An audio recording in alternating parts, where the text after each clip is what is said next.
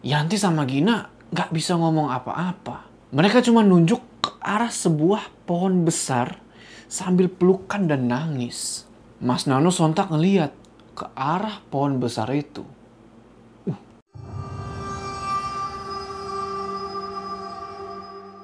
Tes. Assalamualaikum teman-teman, balik lagi sama gua Jo. Apa kabar kalian semua? Semoga kalian semua yang menonton video ini diberikan kesehatan, dilancarkan rezekinya, dan selalu dimudahkan urusan-urusannya, dan selalu diberikan perlindungan dari wabah yang sedang melanda dunia saat ini. Kita kembali di segmen cerita horor pendaki, dimana cerita yang bakal kalian dengar sekarang adalah ceritanya Bang Heru. Tahu Bang Heru kan? Yang waktu itu cerita di channel gue juga tentang pendakian beliau ke Gunung Argopuro di tahun 1996. Yang beliau sempat terperosok masuk ke dalam sebuah goa misterius. Kalau kalian belum tahu, tonton di sini ya. Iya, jadi buat ceritanya Bang Heru kali ini, beliau pengen kalau gua yang ngebawain ceritanya. Jadi beliau ketiklah cerita ini, terus dikirim lewat email dan gua bawain lah sekarang. Di cerita ini, Bang Heru dan teman-temannya mendaki ke Gunung Raung di tahun 1995. Setahun sebelum pendakian beliau ke Gunung Argopuro. Mungkin dari kalian udah banyak yang tahu Gunung Raung itu kayak apa. Tapi buat yang belum tahu, Gunung Raung itu menurut gua adalah salah satu gunung yang punya jalur paling ekstrim. Jalur ke puncaknya aja nih, kira-kira cuma muat 2 kaki orang dewasa. Pas. Orang-orang sebut jalur itu jalur Shirotol Mustaqim. Ya, ibaratnya kita mau nyebrang ke surga lah. Oke, nggak usah lama-lama. Penasaran kan sama apa sih yang Bang Heru dan teman-temannya alami di Gunung Raung itu? Tonton video ini terus. Oh ya, by the way, kalian suka sama kaos gua? Seven Summits of Indonesia. Merah putih di sini. Belakangnya lihat. Baju ini gue dapat dari Els Montana. Jadi bagi kalian yang pengen beli juga baju yang sama kayak yang gue pakai, cek info di deskripsi ya. Udah siap ya? Mode horor aktif.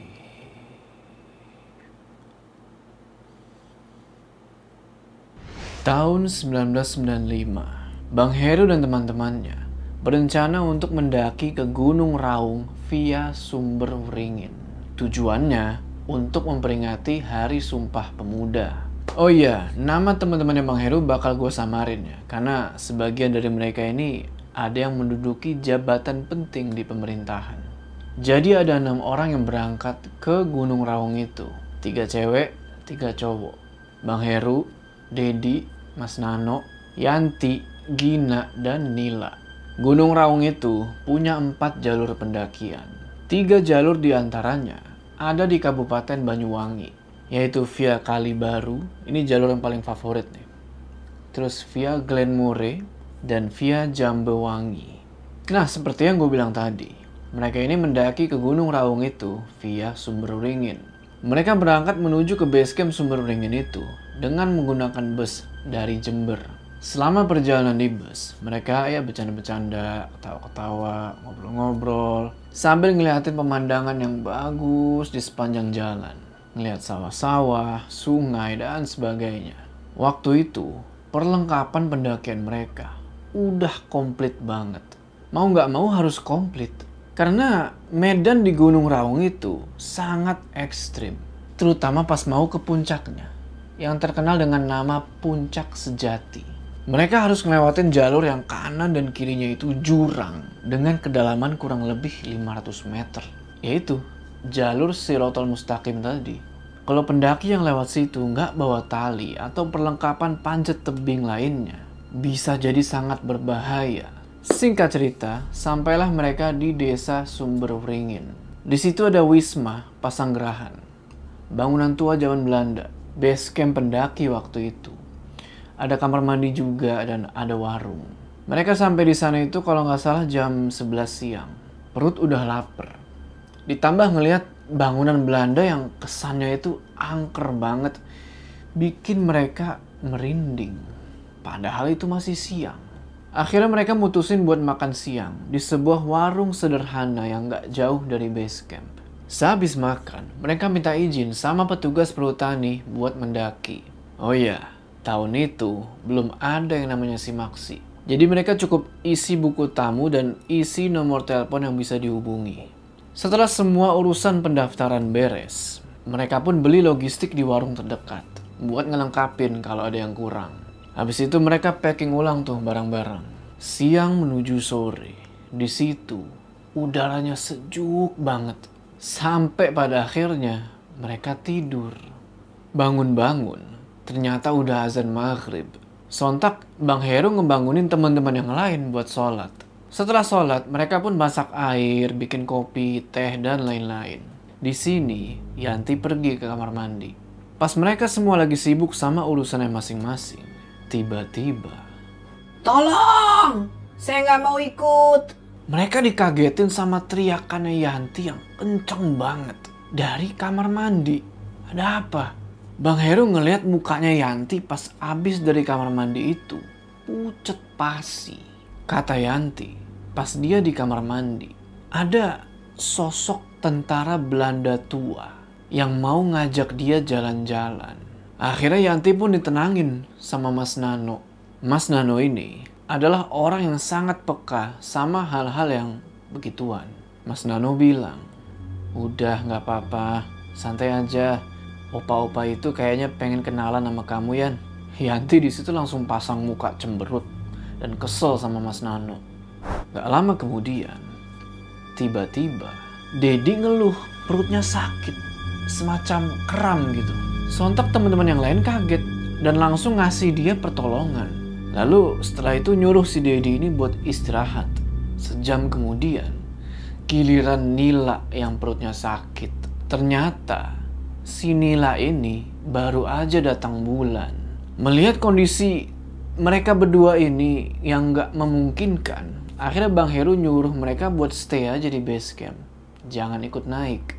Mungkin mereka berdua ini kecapean karena habis mendaki 3 gunung beberapa waktu yang lalu. Jadi sebelum mendaki ke Gunung Raung ini, mereka sempat mendaki ke Semeru, ke Arjuno, dan ke Welirang. Tengah malamnya, Bang Heru kebelet, pengen buang air kecil. Jalanlah dia ke kamar mandi itu. Namun, tiba-tiba, bulu langsung berdiri di depan kamar mandi itu. Dia ngeliat, samar-samar ada sosok wanita berbaju putih. Karena masih ngantuk, dia kucek-kucek mata kan. Terus ngeliat lagi, malah makin jelas. Itu adalah sosok wanita Belanda, cantik. Matanya biru, rambutnya pirang sebahu, pakai topi lebar, dan sepatu boot hitam. Dia juga pakai blus terusan warna putih selutut. Noni Belanda itu senyum sama Bang Heru dan ngulurin tangannya seolah-olah tuh pengen ngajak Bang Heru ikut. Lalu sosok Noni itu ngomong pakai bahasa Belanda. Gak lama kemudian, tiba-tiba datang lagi. Kali ini sosok seperti putri kerajaan yang gak kalah cantik, berpakaian kayak putri keraton. Dan sosok ini ngusir si Noni Belanda itu. Sosok ini terus ngomong, tapi gak ngerti ngomong apa. Bang Heru cuman bengong aja. Beberapa saat kemudian, muncul lagi seorang bapak-bapak tua pergi ke kamar mandi itu. Dan 2 sosok wanita itu menghilang di balik tembok. Bapak-bapak itu umurnya kira-kira 60 tahunan. Dia cuma senyum-senyum aja. Ini sih kayaknya manusia ya. Rupanya bapak itu juga ngeliat kejadian yang barusan. Bapak itu bilang, "Waduh mas, saya baru lihat nih. Seumur hidup saya ada anak manusia diperebutkan oleh makhluk astral yang cantik dari alam gaib." Seketika Bang Heru langsung keluar keringet dingin dan merinding. Akhirnya Bang Heru pun balik tidur. Dan alhamdulillah malam itu bisa tidur nyenyak, gak ada gangguan sama sekali. Besok paginya mereka bangun, mandi, sarapan, dan nyiapin segala sesuatunya. Gak lupa mereka doa dulu sebelum mulai pendakian. Yang pergi mendaki itu Bang Heru, Mas Nano, Gina, dan Yanti. Sedangkan Dedi dan Nila disuruh istirahat di base camp.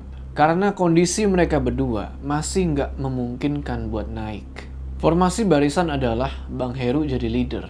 Diikutin sama yang lain dan Mas Nano paling belakang jadi sweeper.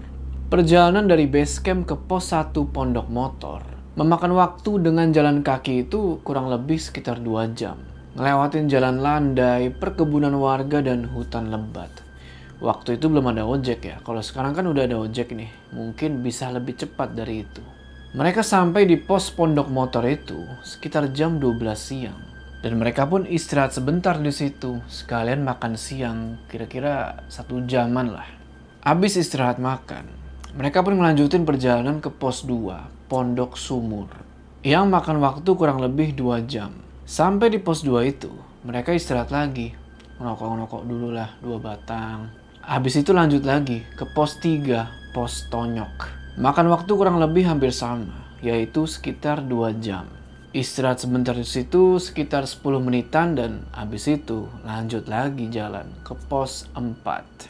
Sampai pos 3 itu belum ada kejadian apa-apa, masih aman. Lanjut ke pos 4 Pondok Demit, masih aman.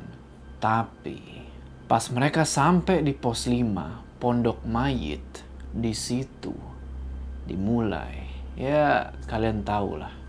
Mereka sampai di pos Pondok Mayit itu sekitar jam 6 kurang. Kalau nggak salah udah masuk waktu maghrib. Selama di pos Mayit itu, Gina dan Yanti menunjukkan gelagat yang aneh. Bang Heru bilang dalam hati, gak biasanya nih 2 cewek cantik, manis dan tangguh ini kok kayak bukan anak mapala. Tingkahnya kayak ketakutan gitu. Padahal udah sering mendaki gunung mana aja. Tapi ya udahlah, mereka pun ngedirin tenda dan bagi-bagi tugas. Yanti dan Gina nyiapin makan malam. Bang Heru sama Mas Nano ngedirin tenda dan nyari kayu-kayu patahan ranting pohon di sekitaran buat bikin api unggun. Mereka ini cuman bawa 1 tenda dan sebuah flysheet buat menaungi tenda itu atau bikin teras. Emang, suasana di pos Pondok Mayit itu bener-bener bikin merinding. Hutannya lebat banget di situ. Tapi Bang Heru mikir, udahlah. Kalau kita nggak ganggu mereka kan, mereka nggak bakal ganggu kita. Rupanya, Mas Nano ini, dia kayak bisa ngebaca kekhawatirannya Bang Heru, Yanti, dan Gina. Dia di situ cuma senyum-senyum aja. Mas Nano ini lagi di ujung hutan, lagi nyari-nyari kayu. Nah, Bang Heru ngeliat kalau Mas Nano ini seolah-olah kayak lagi ngomong sama suatu sosok yang gak kelihatan. Malam itu mereka makan nikmat banget. Yanti dan Gina masak sayur sop, sosis, telur. Bener-bener nikmat makan di tengah-tengah kegelapan dan hutan yang lebat kayak gitu. Namun, kenikmatan itu harus sirna ketika mereka denger suara-suara serigala melolong dari kejauhan. Dan suara burung hantu yang secara instan ngebikin mereka merinding. Malam itu mereka ngobrol ngalor ngidul tentang pendakian dan yang lain-lain. Sambil ngopi ngerokok-rokok di depan api unggun. Gak terasa, malam semakin larut dan mereka mulai ngantuk. Yanti dan Gina masuk duluan ke dalam tenda. Bang Heru tidur di atas matras di depan pintu tenda. Sedangkan Mas Nano gak tahu apa yang lagi dipikirin sama dia.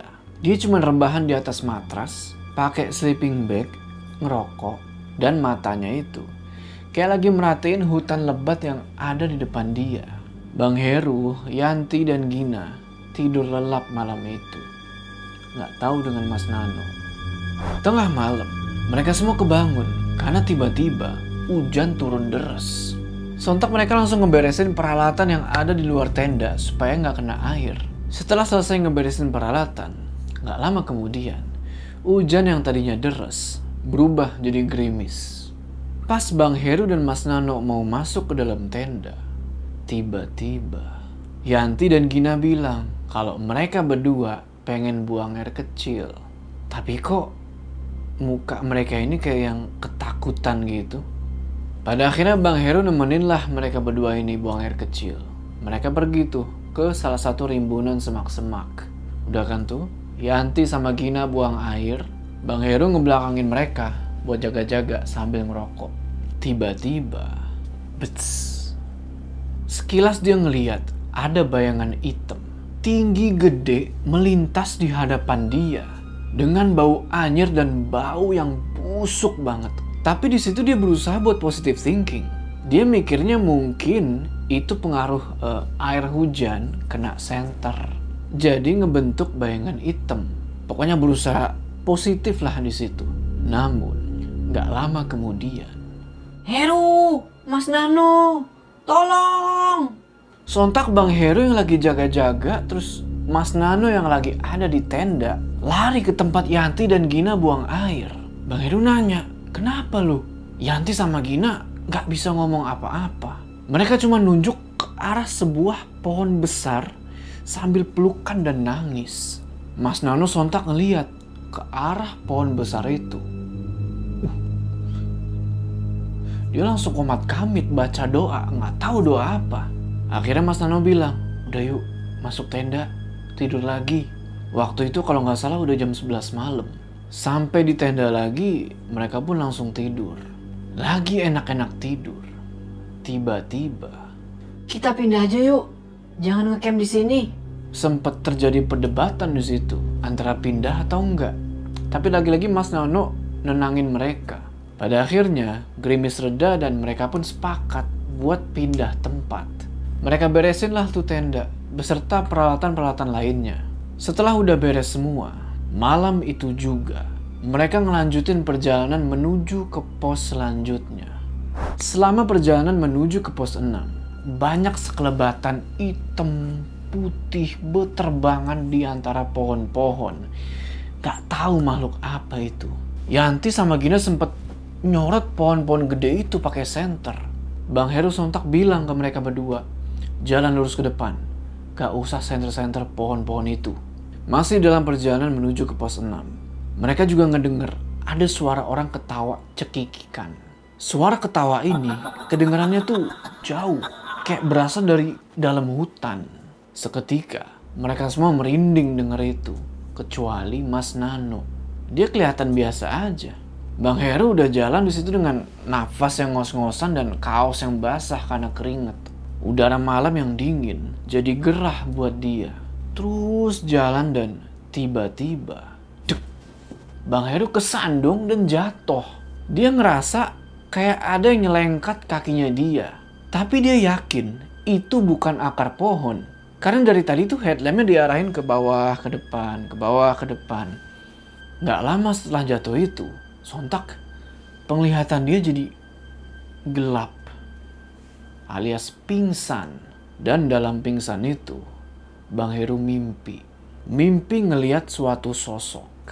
Bisa tebak gak sosok apa? Bang Heru ngeliat gadis berpakaian kayak putri kerajaan. Persis sama kayak yang Bang Heru lihat di kamar mandi base camp.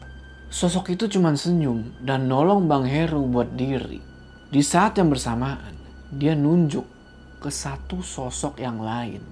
Pas Bang Heru ngelihat ke arah yang ditunjuk sama putri itu, ternyata ada sosok tinggi besar, berbulu, bertanduk, giginya bertaring, matanya merah, kayak api yang menyala-nyala. Nggak tahu makhluk apa itu. Bang Heru bilang kalau dia sepertinya pernah ngelihat makhluk itu sewaktu dia masih kecil. Di sebuah hutan larangan di lereng Gunung Slamet. Balik lagi. Ternyata bener. Setelah jatuh itu, Bang Heru pingsan. Dan untungnya ada pohon yang nahan badannya dia. Jadinya dia nggak jatuh menggelinding sampai ke bawah jurang. Bang Heru baru sadarin diri pas pipinya ditampar sama Mas Nano. Berarti bener, pas pingsan itu, dia mimpi ditolong sama putri kerajaan tersebut. Oke, setelah Bang Heru sadar, mereka pun melanjutin perjalanan menuju ke pos 6 Pondok Angin. Bisa dibilang menuju ke batas vegetasi. Pohon mulai jarang. Jarak-jaraknya udah mulai berjauhan satu sama lain. Sampai di pos Pondok Angin itu, mereka ngecamp lagi, ngedirin tenda dan segala macem. Waktu udah jam 2 malam. Akhirnya mereka tidur dan tidurnya nyenyak. Gak ada gangguan sama sekali dari para penghuni Gunung Raung. Besoknya, mereka bangun kesiangan. sekitar jam 6 pagi. Dan udah pasti nggak dapet momen sunrise. Ya udahlah kan. Setelah bangun itu mereka pun masak air, bikin teh dan sarapan mie instan. Setengah jam kemudian, setelah udah siap semua, berangkatlah mereka ke puncak. Mereka ke puncak ini nggak bawa tenda, tendanya ditinggal di situ. Jalur menuju puncak adalah jalur maut, karena kanan kirinya adalah jurang. Lebar jalur kurang lebih setengah meter dan berpasir. Salah nginjek dikit, wassalam. Ketelitian, kesabaran, dan kerjasama benar-benar dibutuhin di sini. Singkat cerita, setelah susah payah, pada akhirnya mereka sampai di puncak Gunung Raung, yaitu puncak sejati. Jadi dari puncak Raung itu, kita bisa ngelihat kawahnya Gunung Raung dengan kedalaman kurang lebih 500 meter. Seperti biasa, mereka foto-foto dan menikmati pemandangan alam yang luar biasa. Nah, pas lagi asik-asik foto, tiba-tiba, sret! Yanti kegelincir dan masuk ke dalam jurang. Untungnya, si Yanti masih sempat pegangan sama akar-akar yang menjulur di bibir jurang.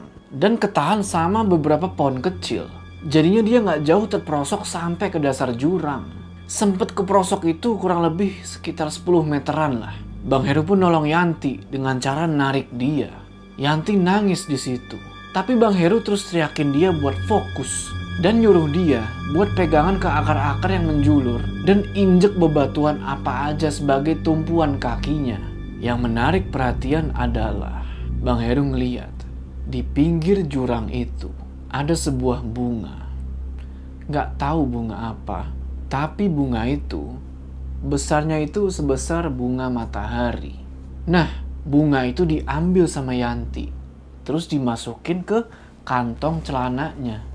Pada akhirnya, Yanti bisa selamat naik lagi ke atas dengan cara ditarik meskipun kaki sama tangannya itu luka-luka.